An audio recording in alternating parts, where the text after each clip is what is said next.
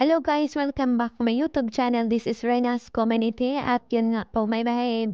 Mag-update po tayo sa pabahay para kay Reyna and ito na nga makikita niyo dito sa aking video kung kaano nakaganda yung bahay ni Reyna. Although hindi pa siya tapos pero makikitaan muna kung gaano kapulido yung bahay ni Reyna. Ayan guys, nakaka-excite at yun.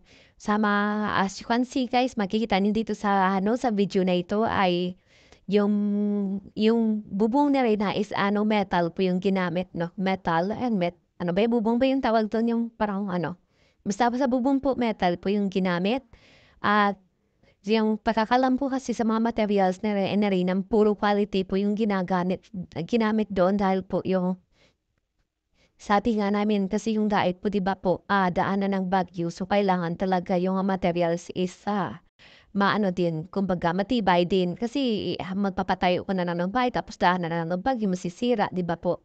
So parang wala na rin at yun nga guys at dito po napapasalamat po kami sa inyo sa patuloy na pagtitiwala sa amin na yan sa mga sponsors natin diyan na hindi nagpapatinag sa mga paninira. Ayun na at nakikita naman natin kung ano yung katotohanan kaya Google lang po tayo at ayun, maraming salamat sa sa biggest sponsor na like ina Ma'am Candy na nakabigay ng malaking halaga, ayan, for almost 400K yung binigay ni Ma'am Candy at siyempre po pangalawa po diyan si Tita 1M na nakabigay ng 300K at yun nga po nakabigay na nga siya kay Reyna ng 1M para sa paggamutan ni Reyna at inaana ang mga iba pang pangangailangan na Reyna, 1 million po. At yun, nagbigay pa rin siya sa pabahay ng 300K, si Tita 1M, ayan. At si Ma'am Irish po na siya po yung sponsor ng lupa ni Reyna at yun. At sa iba-ibang mga individual sponsors, Reyna Best Team Ever, ayan. Reyna's Community at sa individual sponsors natin, yung pinaka-biggest sponsor natin at yun, si Ma'am Angie, maraming salamat po at yun nga po, nabigay po siya ng 50 mil, ayan, 50 mil para sa oven ni Reyna and gas range. Ayan, 50,000 po yung binigay ni Ma'am AJ. At yun, social po, no? Social ng oven ni Reyna, yan. At yan po sa mga iba't ibang sponsor na papababot din ng mga tulong para sa bahay ni Reyna at mga gamit. Ayan, wala pang bahay sa Reyna, may mga gamit na po, guys. Ayan, spray na lang talaga sa kalam, ayan. At yun nga po, at yung sa pa-fence pala natin, kulang pa talaga at kailangan natin siguro simulan, ayan, sisimulan na naman natin yung pa-fence at kung paano to sa yun nga po sinasabi ko nga kung gusto niyo din magtiisa yan, mag-PM lang po kayo sa Yan Vasquez at Ruina OFW Vlog. Pwede din kay Ma'am Tessie, mag-PM lang po kayo sa pa-fence natin, kulang pa talaga. At yun, sa mga voluntary lang at sa mga may willing lang po, pag wala, okay lang po yan, ayan. At yun nga po sa sa mga damit ni Reyna yan, kulang pa, wala pa po yata siyang washing machine kasi yung oven si Ma'am AG, may mga stand fan na siya, may AC, tapos TV po sa living room, wala pa. Kasi yung TV niya doon na ginagamit ng Keruda Official, kukunin natin yan at ilagay po sa room niya po, sa room niya, sa master bedroom ni Reyna, doon natin nilalagay yung isang TV na maliit na binigay noon ng Reyna's Community, ayun. At may AC na rin sa kwarto ni Reyna at saka sa living room.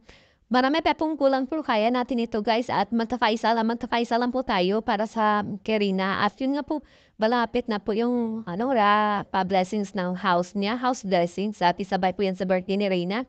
Sa gusto mong umatin, magsabi lang po kayo. Ayun, pagkakalam ko po invited po yung Kalingap at masaya to. Ayan, sana po maging successful yung lahat at mag-pray lang po tayo palagi at lalo na po sa health na Reyna. Ayan, ipag-pray po natin na tuloy-tuloy lang po yung improvement sa kanya at yun nga sa mga naninira sa atin sana magbago na kayo kasi yan dyan na yung katotohanan. Ano pa ang problema nyo, di ba?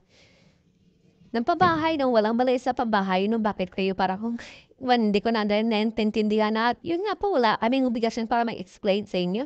Kung nasa natira namin ito yung pinag-ambaga namin, ayan. At pagin nyo na lang kung ano yung mga gusto niyang tabisihan sa buhay, huwag nyo na kaming pakialam, yun lang masasabi. Kunuan.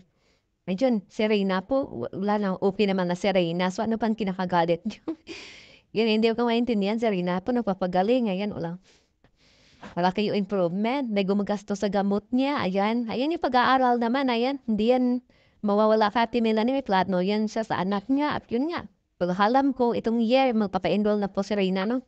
Abangan nyo na lang yan kasi itong 2024 ni siya nakapagpa-enroll. Alam naman natin lahat na napagamos sa St. Luke, so hindi naman pwede na mapa-enroll siya tapos luluwas siya na Maynila. Kaya yun, kailangan niya talaga muna mag-stop. At yung itong year, ayan, abangan natin at pagkakalam ko babalik si Reyna sa pag-aaral. At ito lang guys, maraming salamat po tayo. Nagpapasalamat ako ulit sa mga sponsors individual.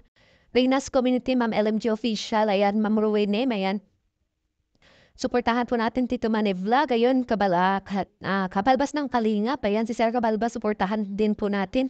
Ayan, si Ma'am Jessica Gregorio, ayan, suportahan po natin Tito Manny Vlog na nasabi ko na pala earlier, ayan.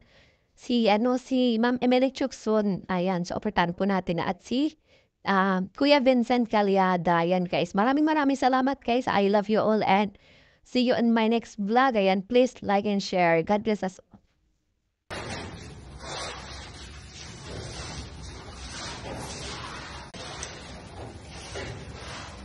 24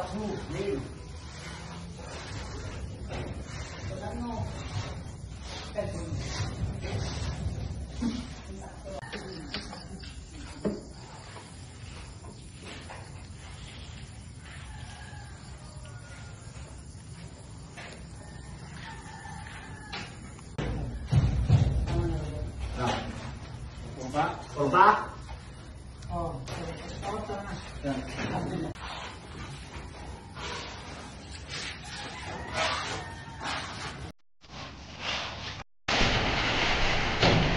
Yeah.